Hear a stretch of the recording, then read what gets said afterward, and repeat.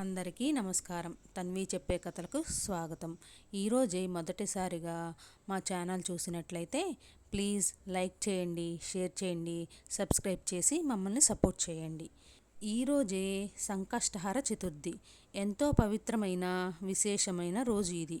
హిందువులు తలపెట్టే పనులు నిర్విఘ్నంగా జరిగేలా చూడమని వినాయకుడిని పూజిస్తాం. అయితే మనుషులు కష్టాల నుండి గట్టెక్కించడానికి చేసే వ్రతమే సంకష్టహర చతుర్థి వ్రతం. గణేశుడికి అత్యంత ప్రీతిపాత్రమైన తిథి ఈ సంకష్టహర చతుర్థి రోజు. ఈ విధంగా పూజ చేస్తే చాలు, తిరుగులేని రాజయోగం పడుతుంది.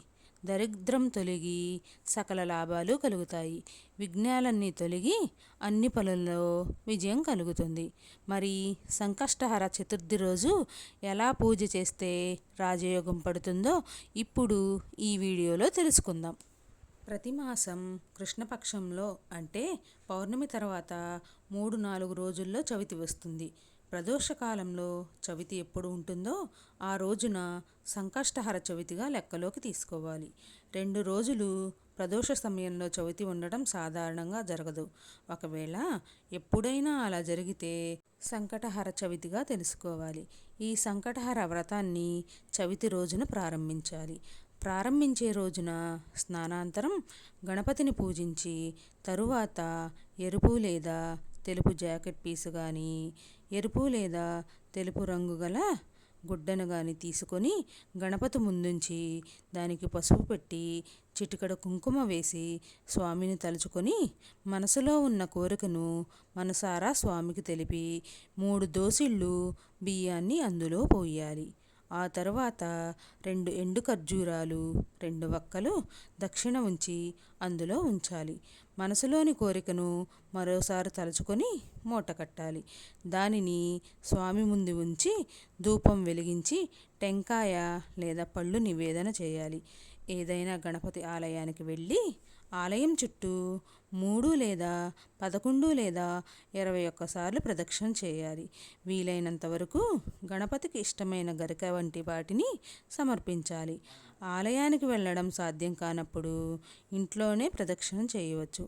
సూర్యాస్తమయం అయిన తర్వాత స్నానం చేసి దీపం వెలిగించి స్వామికి లఘువుగా పూజ చేయాలి. సూర్యాస్తమయం వరకు ఉడికించిన పదార్థం కానీ, ఉప్పు తగిలిన కలిపిన పదార్థాలు తినకూడదు. పాలు, పళ్ళు, పచ్చి కూరగాయలు తినవచ్చు. అనుకున్న సమయం పూర్తి అయ్యే వరకు ఇలాగే ప్రతి సంకటహర చవితికి చేయాలి. చంద్రోదయం తర్వాత చంద్రదర్శనం లేదా నక్షత్ర దర్శనం చేసుకొని చంద్రునికి ధూప దీప నైవేద్యాలను సమర్పించి మామూలుగా భోజనం చేయాలి. నియమం పూర్తి అయ్యాక ముడుపు కట్టిన బియ్యంతో పొంగలి చేసి స్వామికి నివేదించి సాయంత్రం భుజించాలి. ఈ వ్రతం వల్ల ఏది కోరినా సిద్ధిస్తుందని ప్రతీతి. ఈ మొత్తం ఆచరించడం కష్టమని భావించేవారు ఉపవాసం చేసి సంకటనాశన గణేశ స్తోత్రం చదివి దగ్గరలో ఉన్న గణపతి ఆలయాన్ని సందర్శించినా సరిపోతుంది. ఉపవాసం కూడా చేయలేని వారు కనీసం 4 సార్లు శ్రీ సంకటనాశన గణేశ స్తోత్రం పఠించడం ఉత్తమం.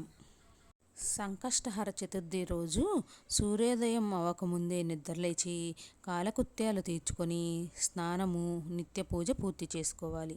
తరువాత గణేశుని తలుచుకొని ఆ రోజు సంకష్టహర గణపతి వ్రతం ఆచరించడానికి సంకల్పించుకోవాలి. పగలంతా ఉపవాసం కానీ అల్పాహారంతో కానీ ఉండాలి.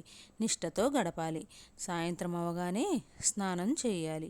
మట్టితో గణేశుని ప్రతిమ చేసి కానీ, పసుపుతో మూర్తిని చేసి కానీ గణేశుని అందులోకి రమ్మని ప్రార్థించాలి. ధూపదీపములు, పుష్పాలంకరణ చేసి తప్పనిసరిగా గరిక చిగుళ్లతో పూజించాలి. 3, 5 లేదా 7 ఆకుల గల గరికను 21 లేదా అంతకంటే ఎక్కువ కానీ, కనీసం ఒక్కటైనా కానీ సమర్పించాలి. కొంతసేపు ఏదైనా గణేశ మంత్రం జపం చేయాలి. గణేశునికి నైవేద్యం సమర్పించి హారతినివ్వాలి. చంద్రోదయ సమయానికల్లా ఈ పూజ అంతటినీ ముగించాలి.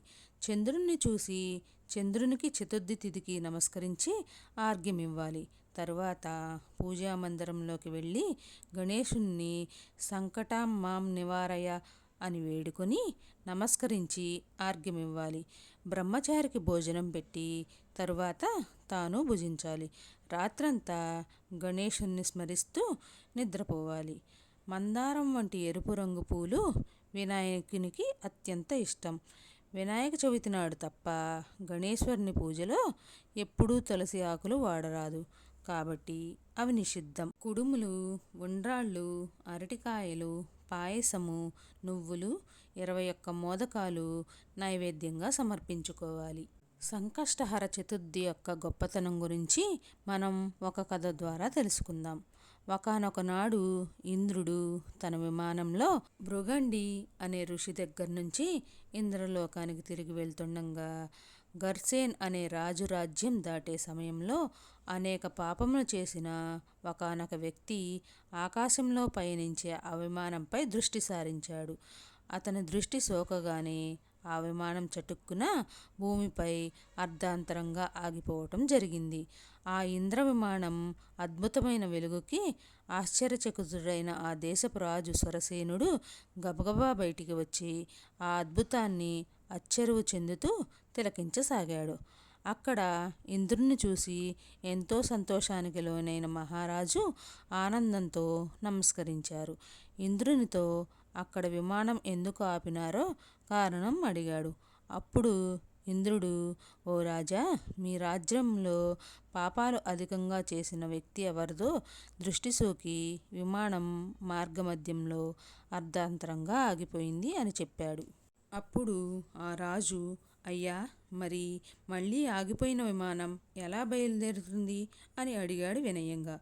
అప్పుడు ఇంద్రుడు, ఇవాళ పంచమి, నిన్న చతుర్థి.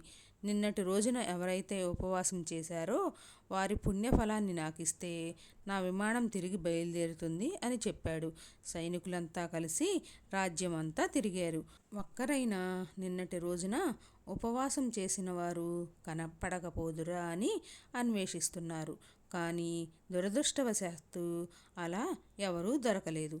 అదే సమయంలో కొందరు సైనికుల దృష్టిలో ఒక గణేష్ దూత వచ్చి మరణించిన స్త్రీ మృతదేహాన్ని తీసుకువెళ్లడం కనబడింది. సైనికులు వెంటనే ఎంతో పాపాత్మురాలైన స్త్రీని ఎందుకు గణేశలోకానికి తీసుకువెళ్తున్నారని ప్రశ్నించారు.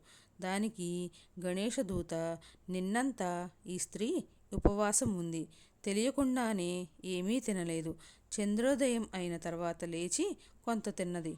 రాత్రంతా నిద్రించి చంద్రోదయ సమయాన నిద్రలేచి కొంత తినడం వల్ల ఆమెకు తెలియకుండానే సంకష్ట చతుర్థి వ్రతం చేసింది. ఈరోజు మరణించింది అని చెప్పాడు.